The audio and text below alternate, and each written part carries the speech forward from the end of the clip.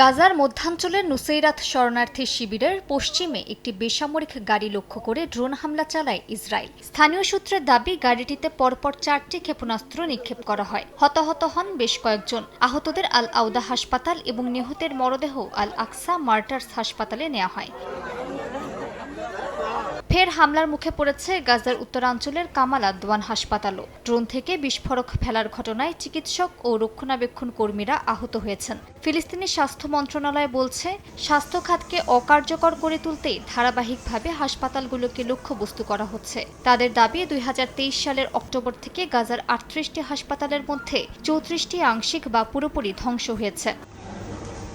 যুদ্ধের পাশাপাশি ভয়াবহ বিদ্যুৎ সংকটে বিপর্যস্ত গাজার হাসপাতালগুলো। ব্যাহত হচ্ছে অস্ত্রোপচার থেকে শুরু করে জরুরি চিকিৎসা। স্বাস্থ্যকর্মীদের সতর্কবার্তা, দ্রুত সমাধান না এলে তৈরি হতে পারে আরও বড় মানবিক বিপর্যয়।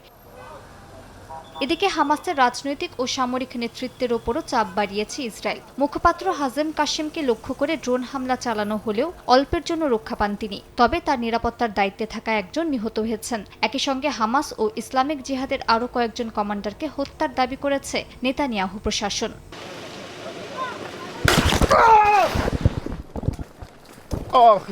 অধিকৃত পশ্চিম তীরে সিএনএনের সংবাদকর্মীদের বহনকারী একটি গাড়িতে হামলার অভিযোগে কয়েকজন ইসরায়েলি বসতি স্থাপনকারীকে আটক করেছে ইসরায়েলি পুলিশ। ইসরায়েলি পুলিশের বরাত দিয়ে দ্য টাইমস অফ ইসরায়েল জানিয়েছে, পশ্চিম তীরে সিনজিল শহরে সিএনএনের একটি গাড়ির পথ রোধ করে ভাঙচুর করে বসতি স্থাপনকারীরা। অভিযুক্তদের গাড়ি থেকে লাঠি ও একটি ছুরিও উদ্ধার করা হয়েছে। মালিহা সুহরওয়ার্দী, সময় সংবাদ।